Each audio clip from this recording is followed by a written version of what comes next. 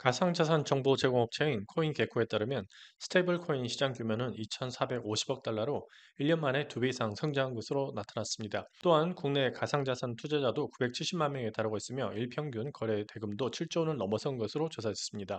하지만 가상자산은 급격한 가격 변동성이라는 문제를 안고 있습니다. 이런 문제를 해결하기 위해서 등장한 스테이블 코인은 글로벌 금융시장에서 단연 주목받는 핵심 인프라로 떠오르고 있으며 국내에서도 미국 달러로 1대1로 연동된 스테이블 코인인 USDC와 USDT가 빠르게 확산되고 있습니다. 스테이블코인은 이미 국내에서도 일상이 되었습니다. 국내 컨퍼런스에 참석한 해외 연사가 강연료를 스테이블코인으로 입금해달라는 요청도 많아지고 있고, 또 국내 중소기업에 취업한 해외 근로자들이 월급을 태도로 입금해달라는 요구도 많이 있습니다. 이렇게 받은 스테이블코인은 법정 화폐로 전환하지 않고 스테이블코인 선불 충전카드인 리다페이 카드를 통해서 비자 결제망이 구축된 대다수 매장에서 활용되고 있습니다.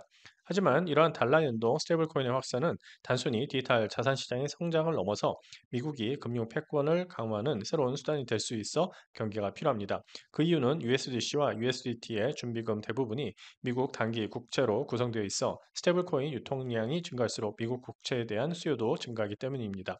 이는 트럼프 행정부의 달러 패권 전략과도 연결되며 스테이블코인을 통해서 전 세계적으로 미국 국채 수요를 유지하고 강화하려는 의도가 내포되어 있다고 할 수 있습니다.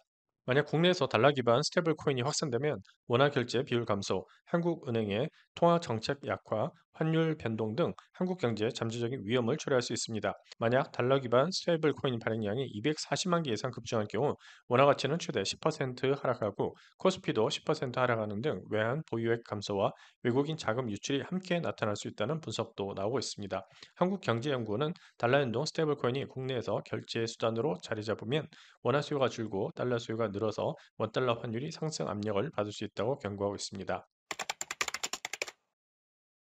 그렇다면 USDT와 USDC는 무엇이 다를까요?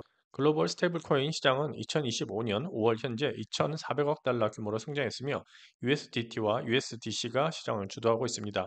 시가총액 기준으로 USDT와 USDC가 전체 스테이블코인 시장의 약 86%를 차지하고 있는데요. USDT는 2015년 테더 리미티드라는 홍콩 기반 회사에서 발행한 스테이블코인으로 현재 시가총액은 약 1,000억 달러 이상으로 스테이블코인 시장에서 가장 큰 점유율을 차지하고 있습니다. 또한 USDT는 다양한 블록체인 네트워크를 지원하며 높은 유동성과 대부분의 거래소에서의 지원이 장점입니다. USDC는 2018년 미국 기반의 서클과 코인베이스가 공동으로 설립한 센터 컨소시엄에 의해 발행됐으며 시가총액은 약 300억 달러 이상으로 테드에 의해 두 번째로 큰 스테이블 코인입니다. 양 스테이블 코인 모두 미국 달러와 1대1로 패킹되어 있어 안정적인 가치를 제공하지만 USDT는 과거 준비금 투명성에 대한 논란이 있었던 반면 USDC는 높은 투명성과 규제 준수로 인해서 특히 디파이 플랫폼에서 더 선호되는 경향이 있습니다. 현재 리플이 서클 인수를 두고 코인베이스와 경쟁하고 있는데요. 만약 리플이 서클 인수에 성공할 경우 그동안 테라에 밀렸던 USDC가 글로벌 결제망과 결합하면서 다시 반등할 수 있는 기회가 될 것으로 예상됩니다. 국내에서는 아직 원화 기반 스테이블 코인은 현행법상 발행 자체가 허용되고 있지 않습니다. 하지만 USDT나 USDC와 같이 달러 기반 스테이블 코인의 상장과 거래는 허용되고 있으며 실제로 국내 주요 거래소에서도 활발히 거래되고 있어 금융 당국은 스테이블 코인 규제 필요성을 인지하고 대책 마련을 준비 중입니다. 우리 정부와 금융당국은 디지털 자산 기본법 제정을 통해서 스테이블 코인에 대한 인가제와 최소 50억 이상의 준비금 요건 등을 도입하려는 움직임을 보이고 있습니다.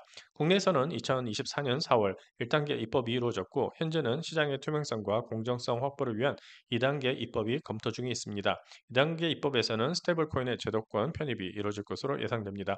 하지만 미국이나 EU와 달리 국내에서는 최소한의 입법만 이루어져 디지털 자산 산업의 건전한 육성과 생태계 구축을 위한 포괄적 규제 체계는 아직 마련되지 않은 상황입니다. 반면 미국, EU, 일본 등 해외에서는 디지털 자산 육성 및 규제 정책을 준비 중이거나 시행 중에 있습니다. 미국은 디지털 자산 관련 제도 정비를 올해 안에 수립할 예정으로 현재 입법 절차가 이루어지고 있는 스테이블코인 법안인 지니어스 액트는 연방 및 주 정부 간 협력을 통해서 명확한 규제 체제를 구축하는 데 중점을 두고 있습니다. 지니어스 액트는 핵심 절차 표결을 통과했고 곧 법안 통과를 눈앞에 두고 있습니다. 이유는 이미 가상자산 시장 법안을 시행 중이며 일본의 경우에는 미즈호, SMBC, MUFG가 주도하는 프로젝트 팍스가 올해 안에 엔화 스테이블코인 상용화를 추진하고 있습니다. 미국이 국가 중점 전략으로 주도하는 스테이블 코인의 침투를 막는 것은 현실적으로 어렵습니다.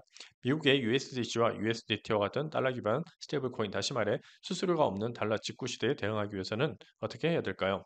국내 스테이블 코인 정책은 국제적 규제 흐름과의 조화를 추구하면서도 디지털 금융 혁신과 시스템 안정성의 균형을 찾아가야 하는 과제가 있습니다. 지나치게 엄격한 규제는 혁신을 제어할 수 있으나, 또 반대로 규제가 미흡하면 금융 안정성을 위협할 수 있기 때문에 적절한 규제체계 마련이 중요합니다. 또한 원화 기반 스테이블코인이 우리 경제와 사회에 구체적으로 어떤 기여를 할지를 미리 점검하고, 혹시 모를 위험성에 대해서도 철저하게 대비하는 자세도 필요해 보입니다. 가상자산 시장은 기술 변화가 매우 빠르기 때문에 정부와 민간 전문가의 협력이 필수적입니다. 이를 위해서 현재 운영 중인 디지털 자산 민간 합동 태스크포스를 상시 협의체로 발전시켜서 업계 의견을 정책에 반영하고 위험 요인을 함께 점검하는 체계를 갖춰야 할 것입니다. 또한 스테이블코인이라는 세수를 담기 위해서는 기존의 정책들을 과감히 혁신하고 기술과 제도를 아우르는 거버넌스의 현대화가 요구되어집니다.